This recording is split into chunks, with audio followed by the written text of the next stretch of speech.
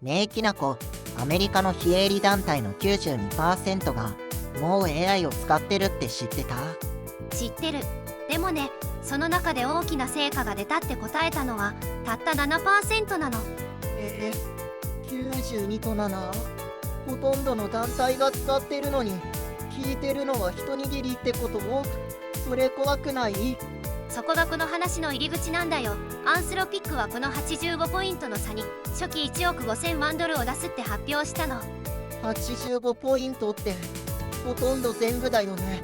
そんな大きい穴、お金だけで埋まるの？1億5000万ドル？日本円約225億円くらいやん。めっちゃ太っ腹やな。絶対本気やで。太っ腹かどうかは後半でもう一つの数字を出すまで決めないでほしいな。ちょっと見え方が変わるから。今日はクロードコープスを深掘りするね。1000人を12ヶ月非営利団体に送り込むっていう計画なの。最後まで見ると中身がどこまで本気かと、この発表がいつ出されたかの意味までわかるようにするね。いつ出されたか？なんで発表した日が関係あるの？ただのいい話じゃないの？その10日前にアンスロピックはある書類をこっそり出してるの。それは後半でね。きなこもっちーのテック深掘り。今日も一緒に深掘りしよう。でもさ、フェローって言われてもピンとこないな。要するに無給のインターンでしょ？そこ逆なの。年給8万5000ドル、日本円だとだいたい1200万円くらいの計算になるの。1200万？インターンちゃうやん。完全に就職やん。ひまわりの種何粒買えるんやろ。しかも医療、歯科、視力の保険に 401K っていう年金の制度、有給休暇までつくの。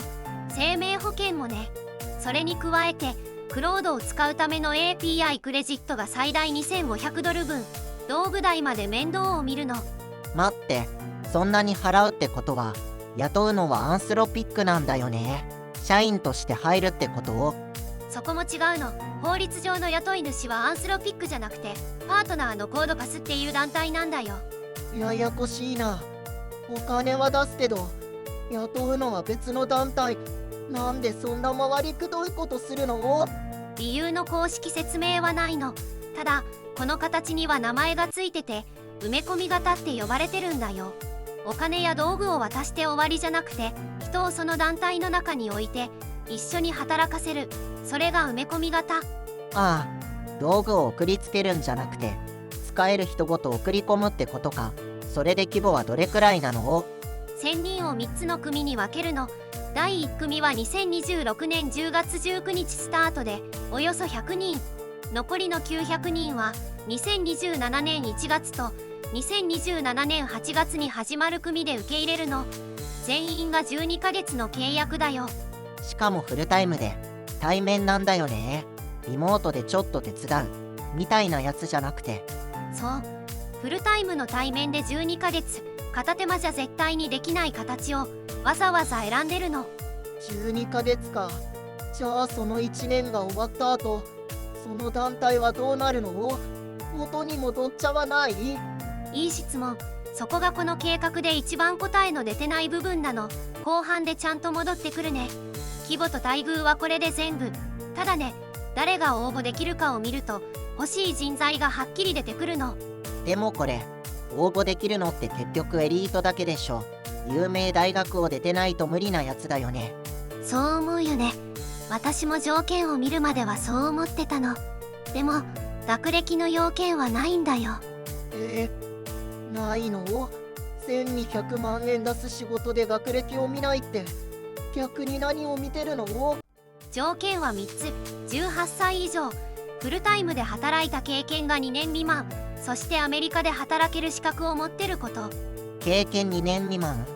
ベテランを集めるんじゃなくてわざわざ駆け出しの人を狙ってるってこと？そう。しかも大学を出てなくても別の道でスキルを身につけた人にこそ応募してほしいって書いてあるの。先行で見るのは5つ。 AI を実際に使いこなせてるか、学ぶのが早いか、伝える力、自分で動けるか、社会課題への意欲。あ、それはいでもいけるんちゃう？毎日きなこのタブレット覗いて AI 見てるし。もっちー、アメリカで働ける資格がいるの。あと覗いてるだけじゃ使いこなしてるとは言わないの。面白いのはここ。正式な AI 研修もプログラミング経験もいらないの。でも日常的に使ってるのが前提なんだよ。つまり習わせるんじゃなくて、もう体で覚えてる若い人を探してるってことか。そういうことになるね。応募でも AI の基礎講座を2本受けて短い作文に答える形なの。作文の内容は難しい技術の話を書かされるのを。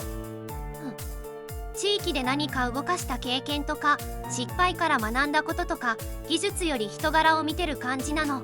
でもさ、ビザの条件だけは厳しいんだよね。さっきアメリカで働ける資格って言ってたけど。そこは厳しいの。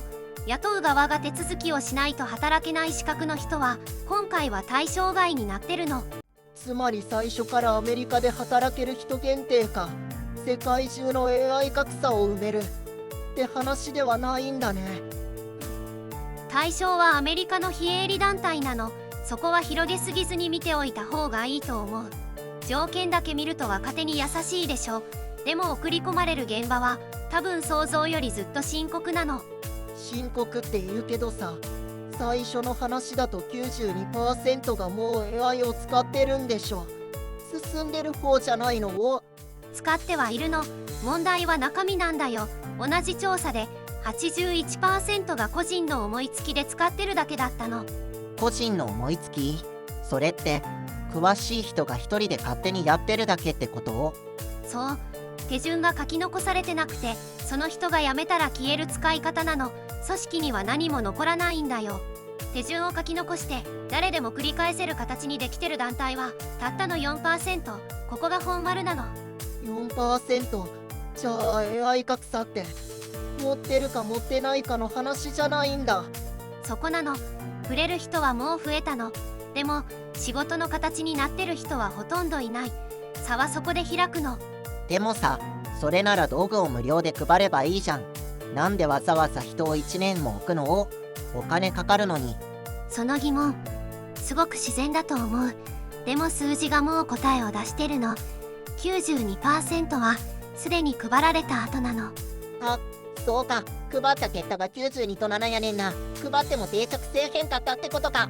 そういうこと。手順を作って周りに教えて、やめても残る形にする。これは常駐しないと難しいの。一つだけ正直に言っておくね。この調査やったのは非営利団体向けに AI を売ってる会社なの。売る側がみんな使いこなせてませんって言ってるの？それ都合よくない？だから鵜呑みにはしないの。ただこの数字を否定した報道も今のところ見つからないんだよ。なるほどね。じゃあ狙いは分かった。でもさ、なんで今このタイミングで発表したんだろう？その話は後半でするね。その前に、じゃあ現場で具体的に何をするのか気になるでしょう。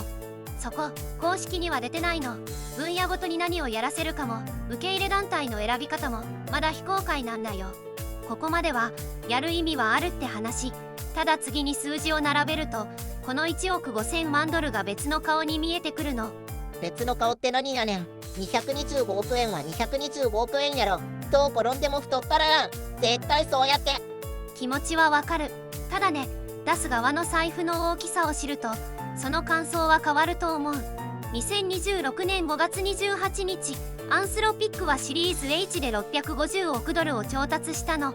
日本円だと約9兆7000億円。シリーズ H って何？また知らん言葉が出てきたけど、順番みたいなもん？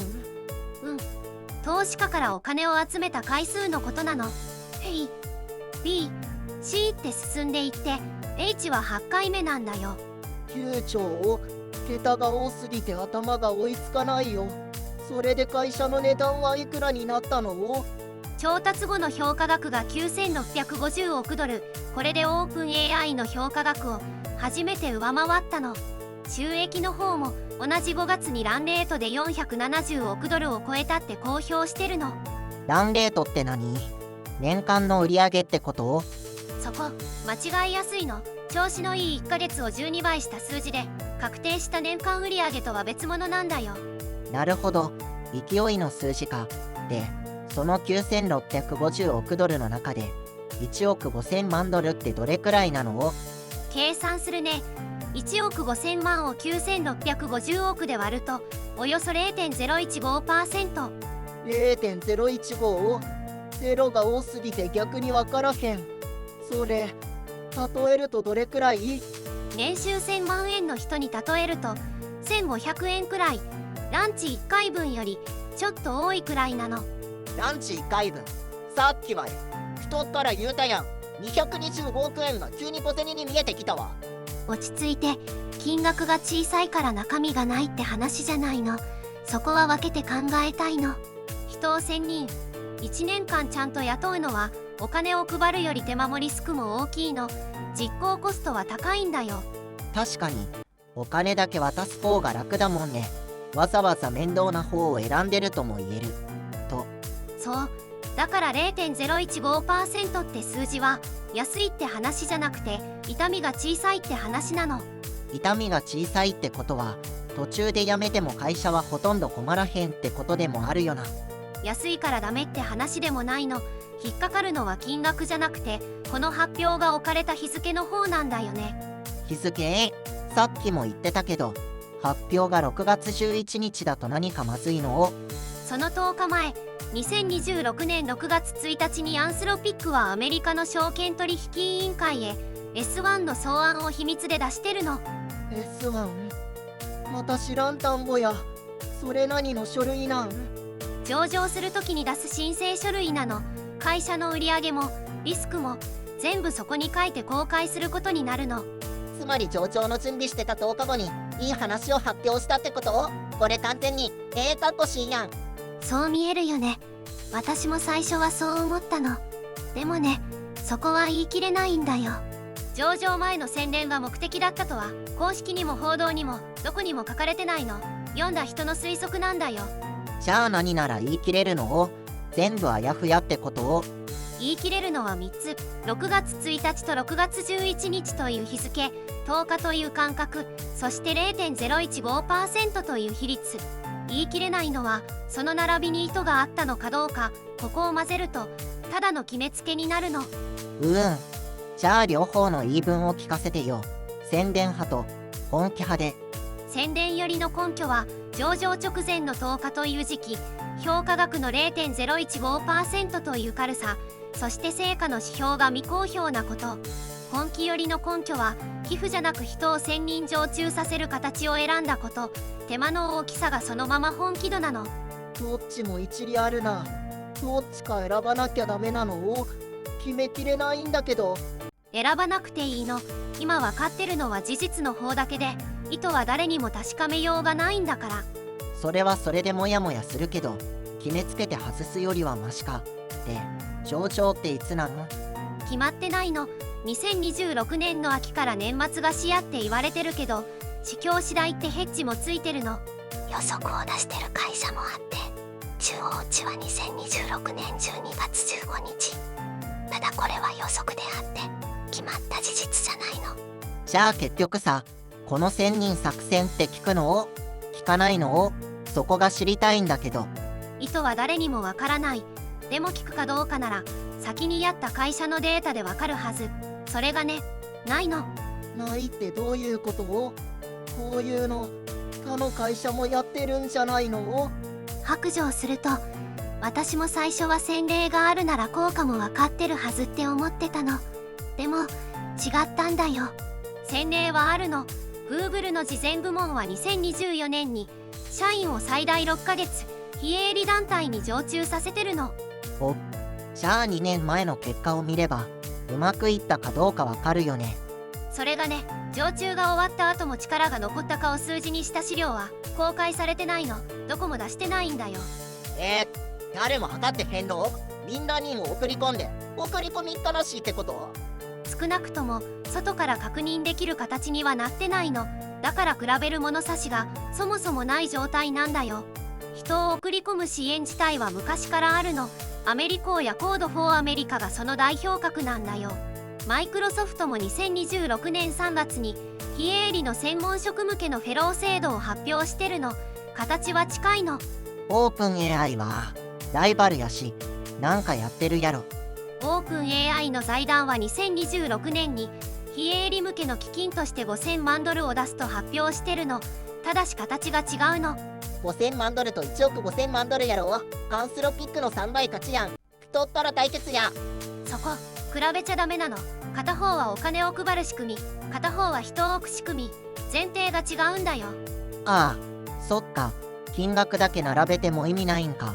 ラーメン屋と本屋の売り上げを比べてるみたいな。近いね。だからこの1000人は答えじゃなくて規模で殴りに行った最初の実験なんだと思う。実験か。じゃあ最初の疑問に戻るけど、1年経った後、その団体に何が残るのかもわからんままなんや。今のところ誰も答えを持ってないの。だから最後に何を見てれば答え合わせできるのかを整理するね。覚えて帰るのは3つの数字でいいと思う。 0.015%、 4%、10日。